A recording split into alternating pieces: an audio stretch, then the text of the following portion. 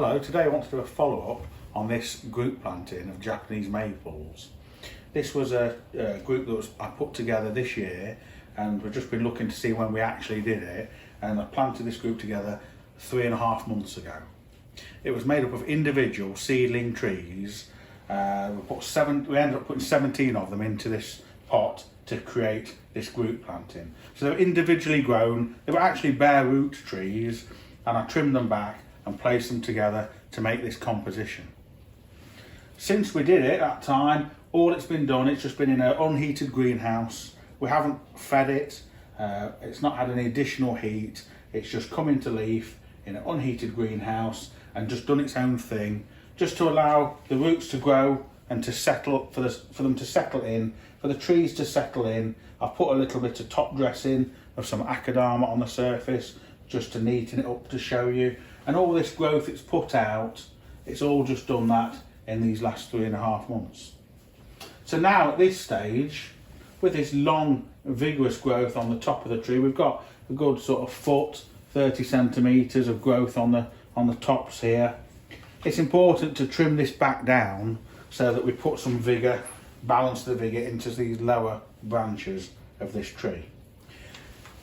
If you have a look now, this next bit coming up is just a brief section of me actually placing these trees together to achieve and assemble this group. So that's the pot we're going to be using today. And then the trees that we're going to be using are this selection of trees here, Japanese maples, about 4 to 5 year old. I bought them last year and they were quite tall, and we've just cut them down and we've let the branches grow out for another year. And then the preparation work on something like this is just to use a root hook and just comb all the soil away from the base of the trunk. Once we've got the tree like this, a few of these roots that are growing up and a bit untidy we can take back, which means I don't have to wire the trees in. This should hold them up and support them. If you find it isn't doing and it's a bit more difficult, then you can always moisten this compost down. Obviously that's going to make it heavier and it's going to stop them trees falling around. Something like this one here, and then this one here. If life gets in my way, well that's on me, yeah. Sometimes I just feel so warm in my dream. I hope that the same goes for you, my queen. We are falling down, we can't give way. We are a dying breed, as yesterday. Reaching out today, I'm feeling sweet. If life gets in my way, well that's on me, yeah. I'm reaching out today, I'm feeling sweet. So now we're going to give it a trim back, get rid of this long growth. You know, good pair of scissors to do this with. Some of this is quite delicate work, so it wants to be done quite precisely, not just shear it over. So we'll do it normal. From here you can be over my shoulder and seeing me trim it back. So a lot of this long growth, we're taking it back to 1 or 2 leaves on the top here. We'll take it back to that first pair of leaves on these longer shoots in here, like that, and some of these longer ones further down.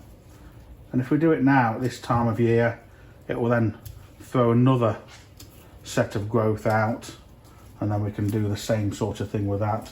So some of these longer pieces here, and up here, this shoot, it was cut here, look, there's 1 pair of leaves, 2 pairs, 3. On this one we'll cut it back to that first pair. Same with that shoot next to it, and this one here at the back. These here at the top, again, back to that first pair of leaves, and here. Same in the back there.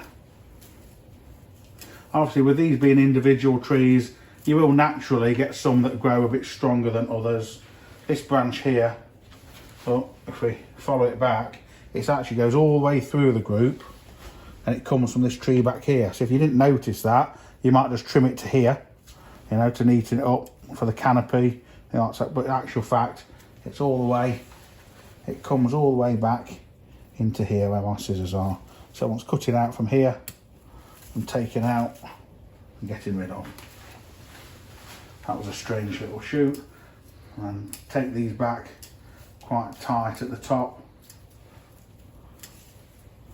It's getting quite good leaf. There's a few tatty leaves on this one here, look, just on this side. This has got a little bit of scorch on the leaf, but nothing really to worry about. Like I say, we're not showing the tree or anything at the moment, we're just developing it. Spin it around a little bit. Take back some of these long ones, and yeah, these main trees in the centre of the group, they've grown a bit more than this one on the end of the group, but it'll catch up. Obviously, because these were trimmed quite hard back, some of them had more roots cut off than others. So the ones that we perhaps had to do more root pruning, perhaps taking a little bit longer to get going in spring. And that's one of the reasons it's important to trim these strong ones back, because in a group situation like this, you know, the stronger ones, it's quite easy for them to overshadow the weaker ones, and then we can get problems occurring further down the line if we don't keep it all in check.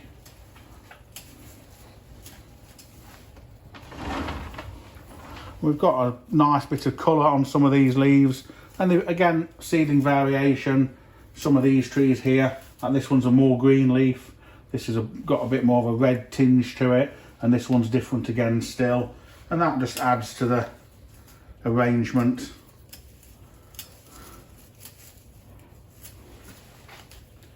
And then once this is pruned, there's no reason why this can't really go outside. The only reason we had it in a greenhouse at the time was that, if you see my demonstration, I explained that I don't wire these trees in, yeah, to the pot at all. Don't find it to be very, find it to constrain the creation process of a group planting, so it's not something I do. So because they weren't wired in, I just popped it in a greenhouse just to keep it away from any strong winds that we might have had. But now at this time of year, now it's got some roots down and it's not so wintry and windy, it can go back outside.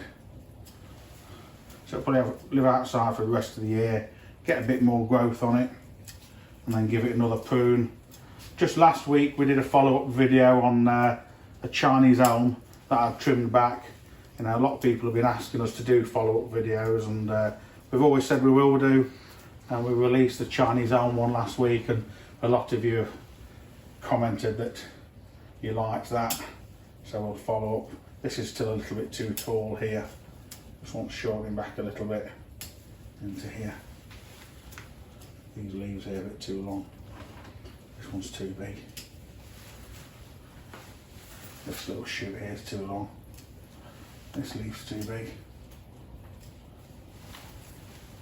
So with a little bit of pruning like that, first pruning it's had as it's been together as a group, we'll have another 1 or 2 prunings later on in the year.